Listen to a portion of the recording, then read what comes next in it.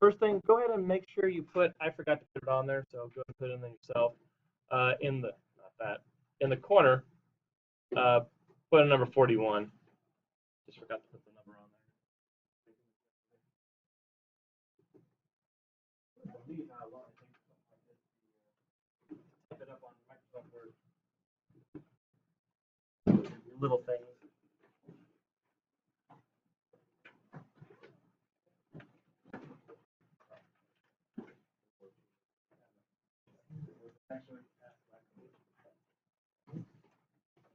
Okay.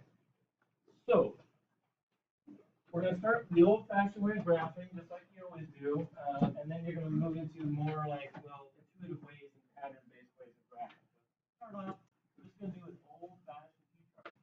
So let's take our one, and we know which is x squared minus 4, and I'm just going to plug in each of these, 3, 2, and all of them in there, and see what the answers are, and graph it. So I've already started off here for you. And the next one, I don't think I put the numbers in there. You just have to take the numbers from the t chart, plug them in for x, and then later on, I don't put this there at all. You just have to do it on your own. So always use normal operations. That's usually the most common mistake here. So -3 times -3 is 9. Right? 9 minus 4 is 5. We get -3 times 5. So notice how these are y equals. Plugging in x equals -3. That x is coming from right here, right, the x column, and we're getting y equals, that's why it's still in the y column. And then you go to -3, that's starting at the origin, that's 3 to the left, and then 5 up.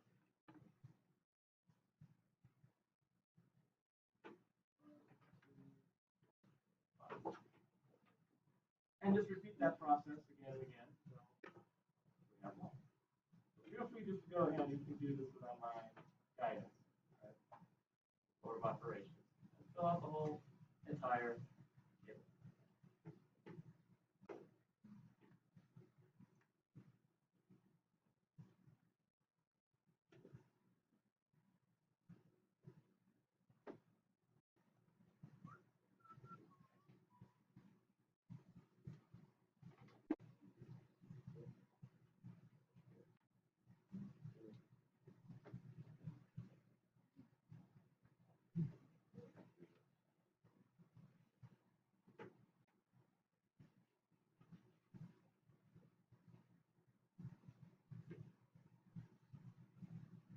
You'll notice that it's curved, right? You don't have a straight line.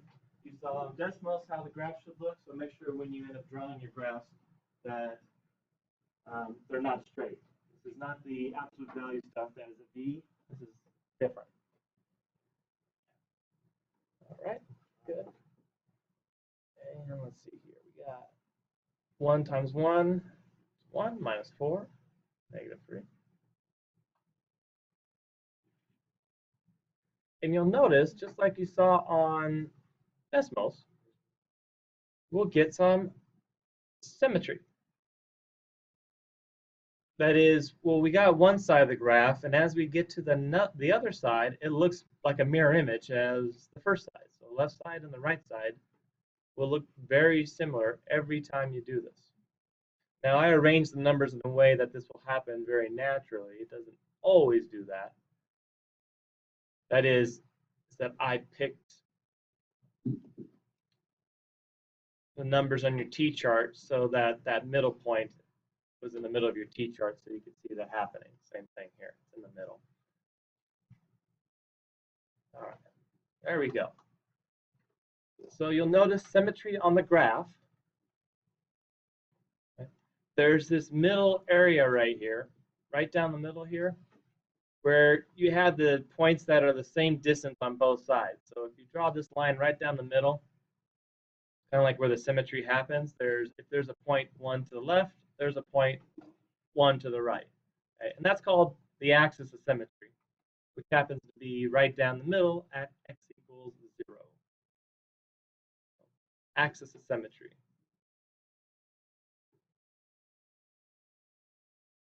It's the middle line, basically. It's like an imaginary line. We don't really graph it. That's why I made it a dotted line up here.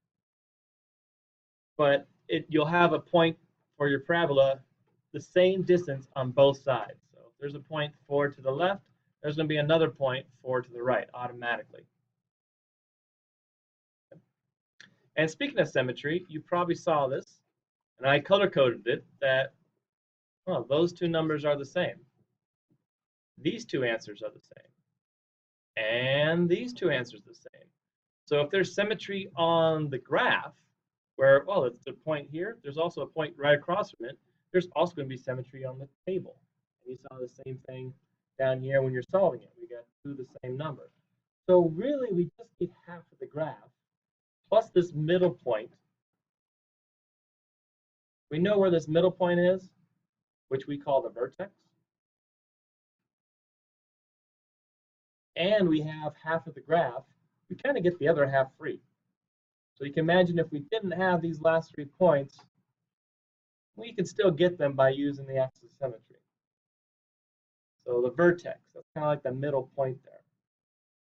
0, -4.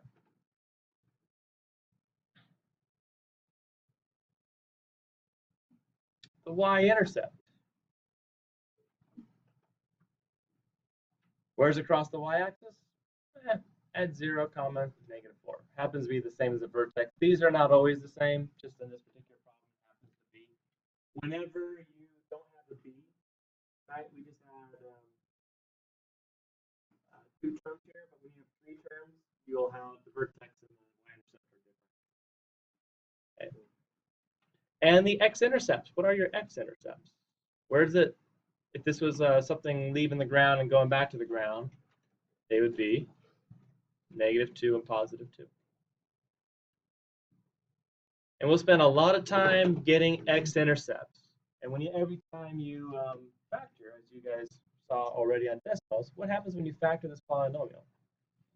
Right? This is x squared minus 2 squared, right? It's a difference of 2 squares. Subtraction, 2 perfect squares. So we know this factors to x plus 2 and x minus 2. Huh. And what do you notice about those x-intercepts and the factor form?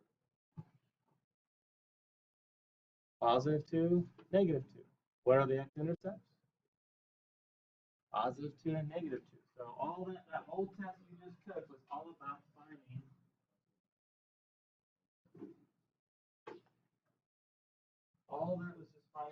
those 2 points. And of course, you can answer this one right here. It's a problem of up or down.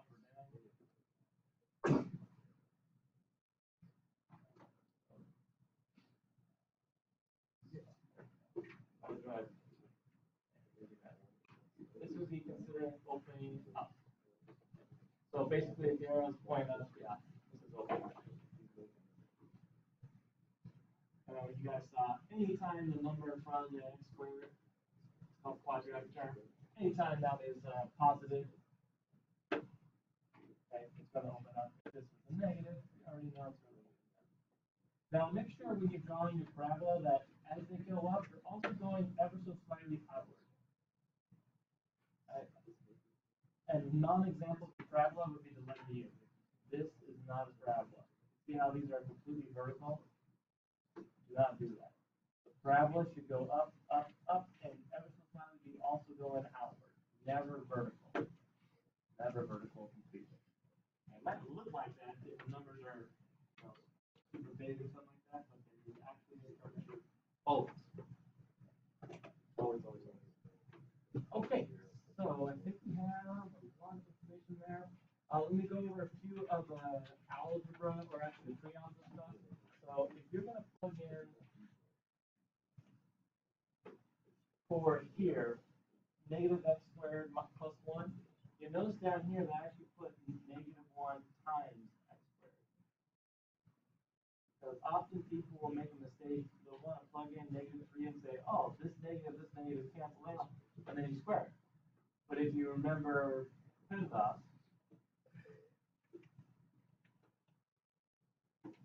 you got to do the epsilon first, then multiply.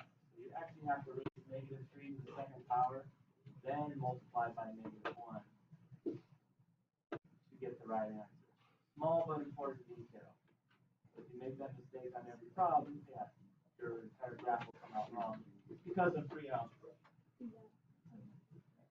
Very important.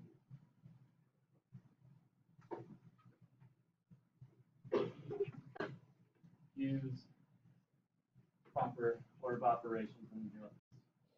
I left off the symbols here, but you must use the same ones. So axis symmetry is always x equals a vertex. Should be in parentheses, it's a coordinate. Right? The y-intercept is also a coordinate. And it's when x equals 0. So for the y-intercept, it's always 0, 0, comma something. And the x-intercept, you notice I did not use parentheses here. I used braces. That's not just a personal choice, but we cannot say this is negative 2 comma 2. Because where's negative 2 comma 2? That'd be right here, and you go up 2. Right here. That's negative 2 comma 2, which has nothing to do with the graph. What we're trying to do is list these two x-intercepts, negative 2 comma 2. That's why we're using these braces and not parentheses. So you got to be careful and use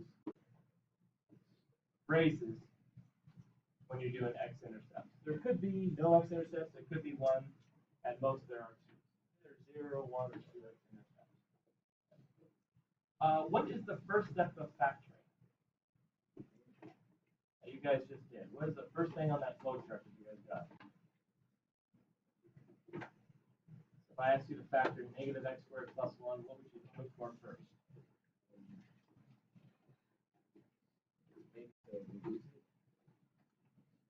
And that would be also another name for find a GCF.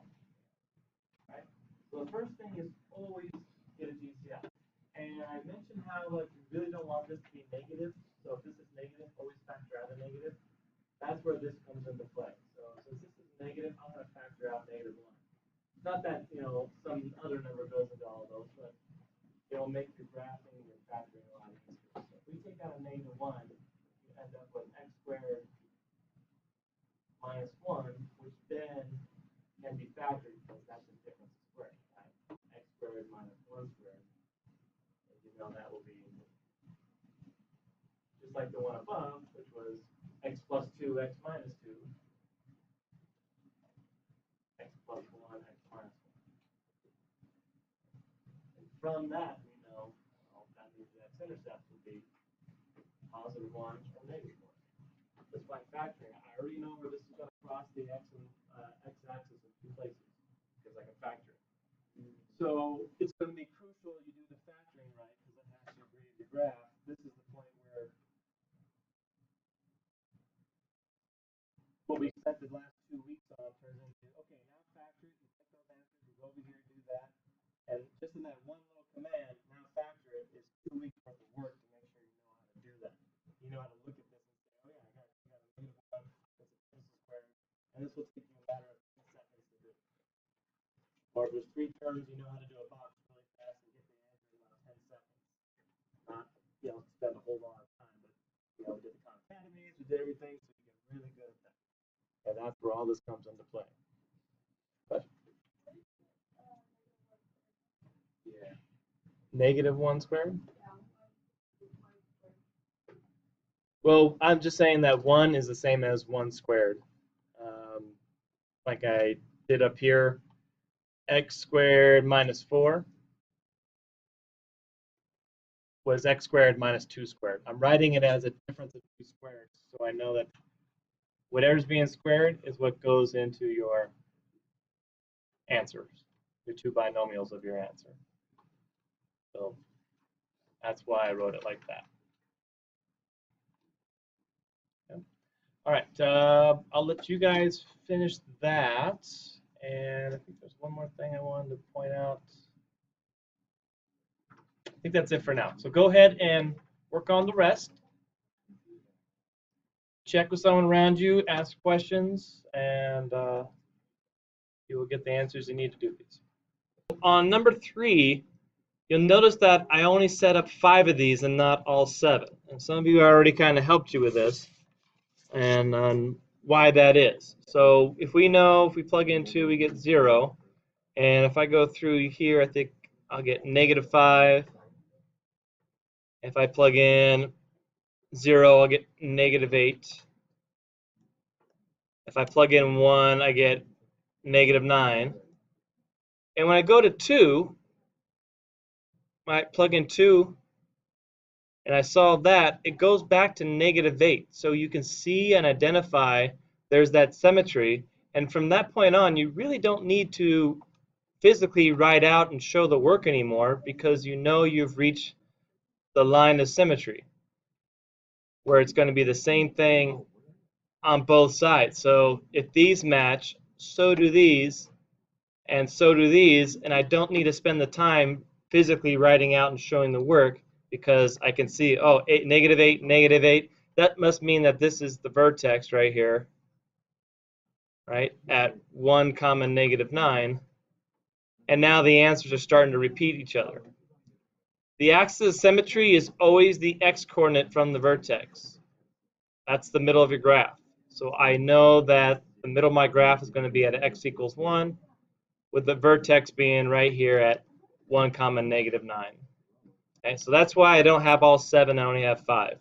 I can stop when I know it starts repeating. So that's -5 and that's 0 because they must match. Okay. Now after this, I don't actually write out the work here. You have to do it yourself. That's why it's blank down here. So you still need to do that on your own. I just kind of start you off with everything you need and slowly start removing, so you're able to do all this on your own without any extra setup. Okay? Yep. How do you factor it? Talking about here? Factoring it. So it's a trinomial. So that's when you go, you look for a GCF, what multiplies to -8, and you do all the same stuff that you did before on the test.